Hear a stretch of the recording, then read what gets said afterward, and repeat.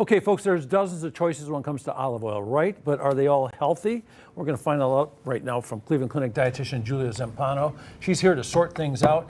And you see things all the time now where they say, well, you should have a tablespoon or a teaspoon of this every day. Yep. You should do this. You should rub it on your forehead. You can use it however you want. So many ways to use it. Yeah, so everyone's a little confused about this. Absolutely. What's good about olive oil and what kind of olive oil should we be using? Sure, so olive oil is a source of antioxidants. Antioxidants are compounds that protect our cells from damage, specifically damage from free radicals, which are just environmental things or things that we're exposed to all the time, like cigarette smoke, that damage our cells. So we're talking about our skin or our insides? Just everywhere. Every cell we have on our body can be exposed to this oxidative stress, and these antioxidants protects our cells from that. So people think we get this from olive oil, but Yes. not all olive oils deliver. No, correct. So it depends on the refining of the olive oil. So when you have the lighter color, it's called refined or just olive oil. It's going to be more processed. So it might have had some heating or some chemical solvents added to it to extract the oil from the olives. And even though they did more to it, it might even be inexpensive. It's going to be inexpensive. It's going to not have that strong, pungent taste. It's going to be lighter in color. Sting, a little sting. The sting, yep. Yeah. And you can heat it at a higher temperature.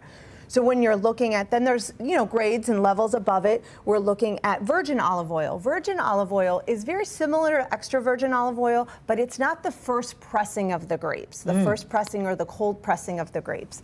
Some virgin can be cold pressed, but it's going to be maybe what's a little more left over. And oftentimes you can't purchase virgin olive oil at a grocery store. It's usually combined with a pure or a light olive oil, or sometimes even combined with an extra virgin olive oil.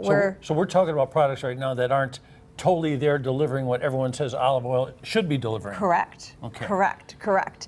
So we want to make sure we add on the label, it says extra virgin olive oil. That's going to be the first pressing.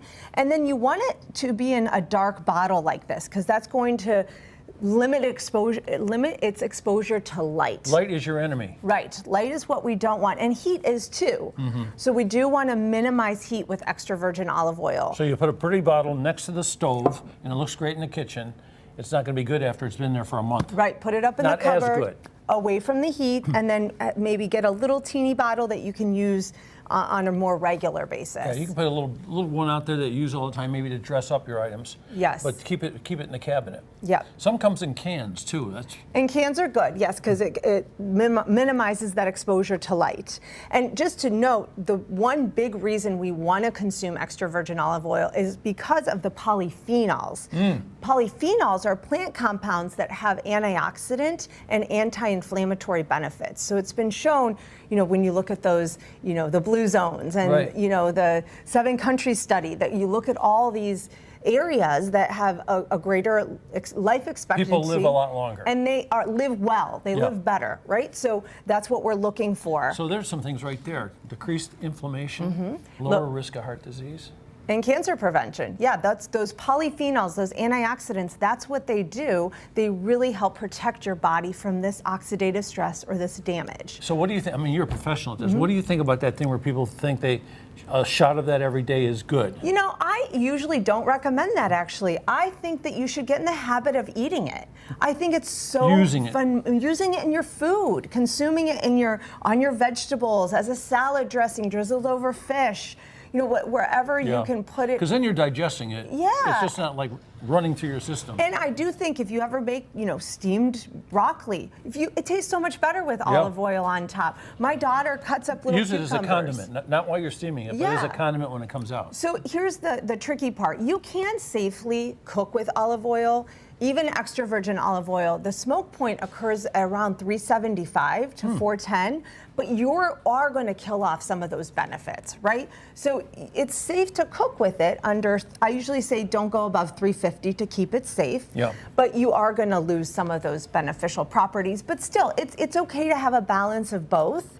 Both is a good word right there, because what you could do is you could have both kinds of olive oil. Yeah. You could have some that are like, a little thinner and not particularly going to give you a lot, but you're going to heat and ruin anyway. Absolutely. And then use the good one as a condiment on it. Yeah. And you get that beautiful flavor you're talking about. Or you could choose like an avocado oil or a different kind of oil that has a much higher smoke point, and is not as We refined. could have fun doing this. Yes, yes. Yeah, I like that whole idea. So avocado oil, like, now, does avocado oil, you think using it as a condiment kind of thing, have positive effects also? It does have some antioxidants, not nearly the benefits of extra virgin olive oil. It is really mainly used as a very minimally refined, if not refined at all. It's a very pure oil that can be heated at high temperature and has a very mild flavor. So it doesn't. So it goes really well in a lot of variety of So things. you're not like ruining a whitefish or something with Right. it tasting the oil. Right, and then you're avoiding those seed oils too. Some of those highly processed. Not all seed oils are bad, but those highly processed oils that can actually lead to inflammation Yeah. are the ones we're trying to prevent. How about when you go to some of these stores that have all different flavors of oils and that Yeah. sort of thing? What does that do to the oil? So you want to make sure if you are getting a flavored oil, it is still extra virgin olive oil, because oftentimes they'll use a more refined oil for those, like the virgin or the lighter pure olive oil that might be mixed with more of a refined oil. So you're not going to necessarily get all the benefits unless it's an extra virgin olive oil. Well, there you go. Yeah. So what we should do is we should probably just do the rest of the show just like this. We should. Yep, a lot to Absolutely. talk about. Love Yep. seeing you. Great seeing you too. Yeah, thank you very so much.